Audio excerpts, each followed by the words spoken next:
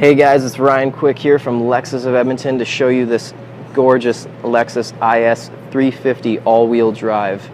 It's the Fire Agate Pearl color, which is the Lexus brown. It's a little bit difficult to see on the camera, but looking at it in person, it's actually breathtaking. The interior is the ecru, which is kind of an ivory off-white color. So underneath the hood on this baby is a 3.5 liter V6 engine spitting out 306 horsepower and 277 foot-pounds of torque, all while getting a combined fuel economy of about 9.8 liters per 100 kilometers. So an incredible amount of power and still not too bad to fill up, not too bad on gas. It's rolling on 17-inch rims with all-season Michelin radial tires. You can check out the design work on the side here with the chrome trim around the windows. The mirror has the integrated turn signal on it. They're power folding, power adjustable and heated, and they save with your seat settings. The doors are touch to unlock. And now we're going to make our way into the interior. Okay, so now we're going to make our way into the interior. The doors are touch to unlock on this unit. So we'll check out the door panel first here, take a look at the design work and the leather work. And the stitching on the side. So at the bottom you got the little cup holder, well, more of a water bottle holder here, and a little flap for papers, envelopes, that kind of thing. Up top you got the power windows, power locks, and power mirror controls, as well as your 3 independent memory seat settings are here. You can take a look down here. You can check out the 8-way power seat adjustments. And on the bottom left, starting with the parking brake, the hood release, gas cap release, trunk release. The window shades are right here, the control for that, and to shut off your traction control. Not actually too sure what this guy does here. And then if you look on the side of the steering column, you can see that's the power tilt and telescopic steering, as well as having the controls for the trip odometer right here.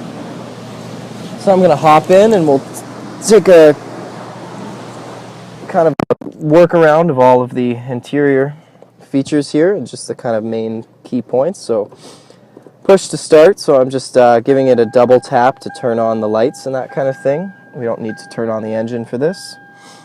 So starting down here on the left-hand side, you'll notice the steering wheel audio controls. So obviously the top one here is volume up and down, and then you've got the changer for your tracks if you're listening to a CD, and the change through cycling through your different radio presets or channels through down here. And then the mode buttons is going to be what switches you from auxiliary to CD player to satellite to AM to FM. That's what the mode button does there.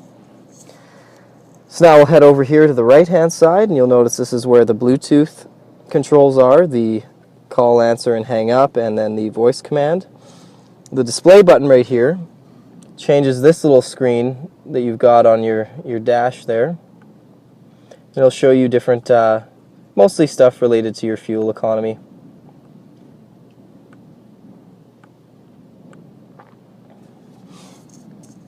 And now if we take a look down here, that's the cruise control. And then here we have the, I believe, the heated windshield wipers right here. And if that's not it, then there's another place that you can use it on the main display screen. And here we have the electronically controlled throttle, I believe the ETC stands for. And so what that'll do, if this is in the normal position, like it is now, the car will just have the normal kind of throttle response that Lexus is set for it. But in the summertime, if you want a little bit more power, you can push it up, so it's going to give you, like, full throttle comes much quicker when you have the power selection on here. And then in the wintertime, when you have the snow selection, it's the opposite, so it kind of takes more pressure to get it full throttle, and it's going to help reduce spinning your tires and make it really easy to take off, especially with the all-wheel drive in this car. If you've got all-wheel drive and winter tires in this vehicle with this snow setting, you don't even notice the snow. You take off no problem. So we'll move on to the display screen now. Sorry, the sun's kind of shining in here pretty bad. I'm trying to keep it out of the way so that we can actually see what we're doing here. So this is the main display screen. It is a touch screen. Most of the time it's going to be on your navigation, your map like this, but there's several different buttons you can go through and kind of adjust different settings with the vehicle. So I'll just show you the climate and the audio one. So you tap climate, switches to this screen here, and then you've got your fan controls here and your different, where you want the fan to be pointed. And then also the selection to have dual control so that your passenger has their own settings and you have your own heat settings.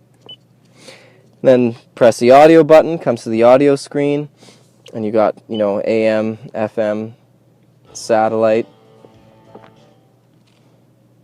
And there's a couple of little options with the sound here too that I like to play with and just show what it's got for you audio freaks out there.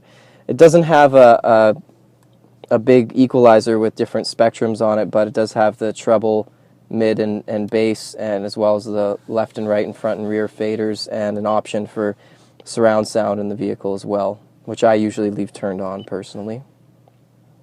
So that's the display screen. It'll also show you like service information and other info about the vehicle and that sort of thing.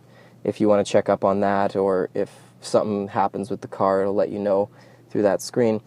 So moving down, you'll see the power and volume knob for the radio, as well as the CD input and the tuner knob down here, and some controls for the CD player. There's an ashtray located down here. You slide to open that up, and you got the power outlet / lighter and the ashtray. Give that a push, closes up. Heated and cooling seat controls for the driver and passenger. The shift knob has tap shift and sport mode. If you just move the shift knob down to the sport selection like that, but you don't actually, tap it up or down when you're driving, and you just put it in sport mode, then the car will act more sporty as an automatic without you having to shift it. But as soon as you shift it, then it's expecting you to be manually changing gears in the vehicle. So that's just kind of a neat little feature. So you basically have drive, sport, and then manual, as well as having the option to use the paddle shifters located up on the steering wheel.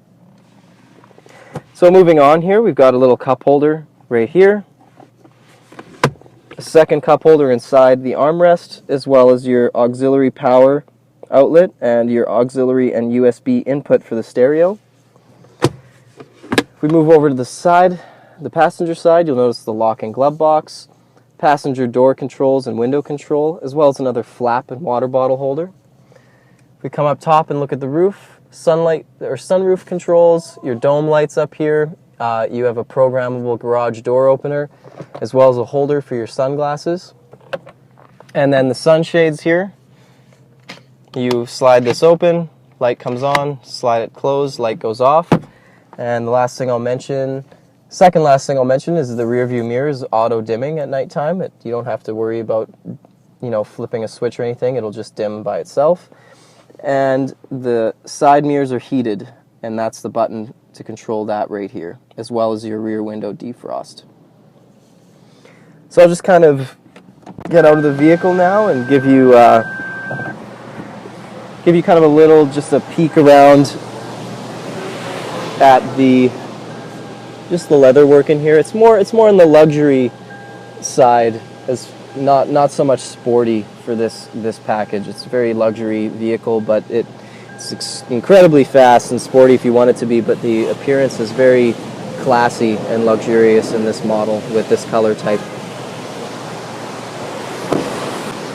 Okay, so now we're moving on to the rear end of the vehicle, and we'll just check out some of the design work on the tail lights and just the back end in general. Give you a couple angles to look at here.